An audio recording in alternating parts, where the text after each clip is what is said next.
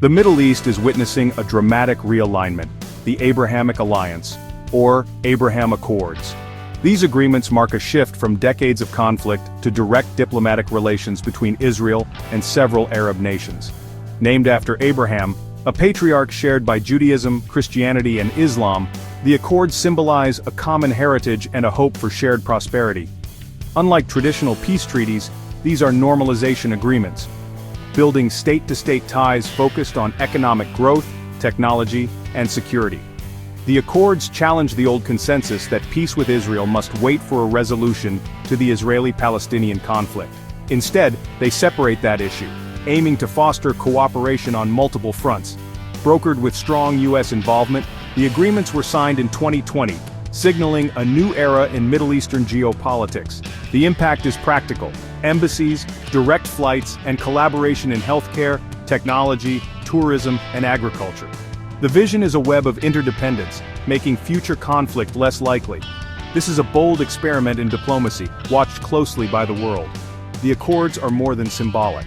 They're a framework for real, on-the-ground cooperation. By normalizing relations, the alliance hopes to create a stable, prosperous region. Critics question whether this new dawn will last, but the momentum is undeniable. The Abrahamic Alliance is redefining what's possible in the Middle East. It's a test of whether shared interests can overcome decades of division.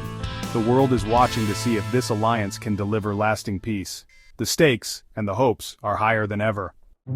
The Abrahamic Alliance began with Israel, the UAE, and Bahrain, soon joined by Sudan and Morocco.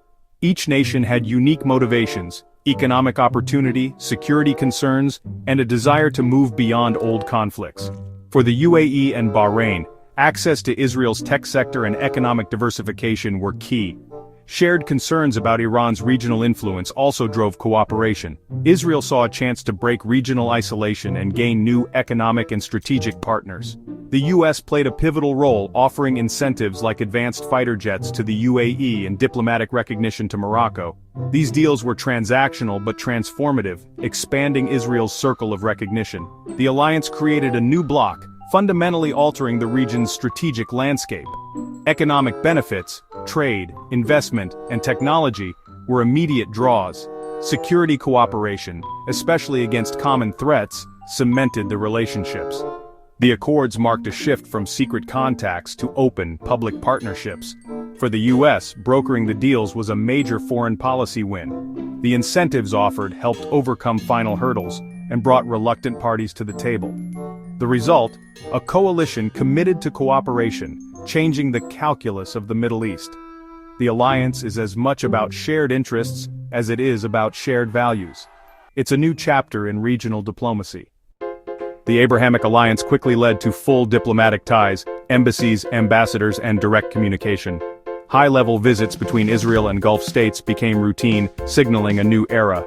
Direct commercial flights opened, unleashing a surge in tourism and business. Trade between Israel and the UAE soared to billions, spanning tech, agriculture, and more.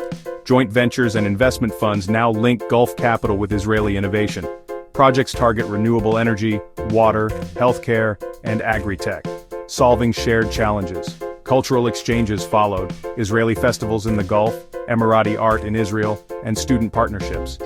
These people-to-people connections are breaking down old stereotypes. Academic and cultural bridges are building trust for the long term. The alliance is more than politics, it's changing daily life.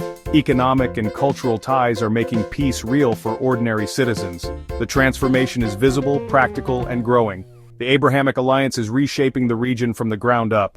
The Abrahamic Alliance has brought stability, economic growth, and unprecedented interfaith dialogue. Security cooperation and intelligence sharing have strengthened member states. Jewish communities in the Gulf enjoy greater visibility and safety. But the accords face strong criticism, especially from Palestinian leaders, who see them as a betrayal. Many argue normalization undermines the push for a two-state solution, leaving Palestinians isolated. Public opinion in the Arab world remains divided, with many expressing solidarity with Palestinians. Regional rivals like Iran, Turkey, and Qatar condemn the alliance, deepening divisions. The Middle East risks becoming more polarized, with new blocs forming. Even within signatory countries, skepticism persists. Many see normalization as a top-down move. The alliance's success depends on winning over ordinary people, not just governments. The path forward is promising, but far from uncontested. The Abrahamic Alliance is producing real-world projects. Plans for a trade corridor linking the Gulf to Israel's ports could reshape regional commerce. The Abu Dhabi Investment Office opened in Tel Aviv, and joint funds are investing billions in tech and innovation. Direct flights have sparked a tourism boom with new cultural and culinary offerings.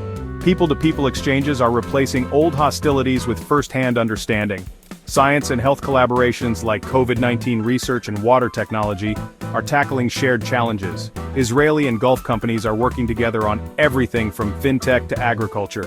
These partnerships are weaving economies together, making peace profitable.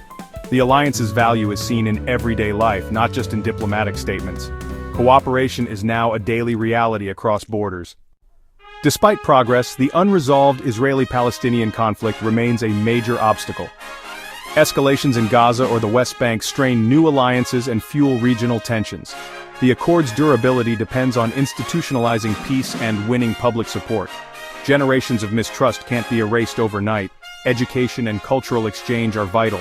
Regional rivalries, especially with Iran, risk entrenching new divisions. The alliance must balance security with efforts to de-escalate broader conflicts. The Abrahamic Alliance is historic, but its future is uncertain. Its success hinges on addressing the Palestinian issue and sharing benefits widely. The story of a peaceful, integrated Middle East is still being written. The next chapter depends on the choices made today.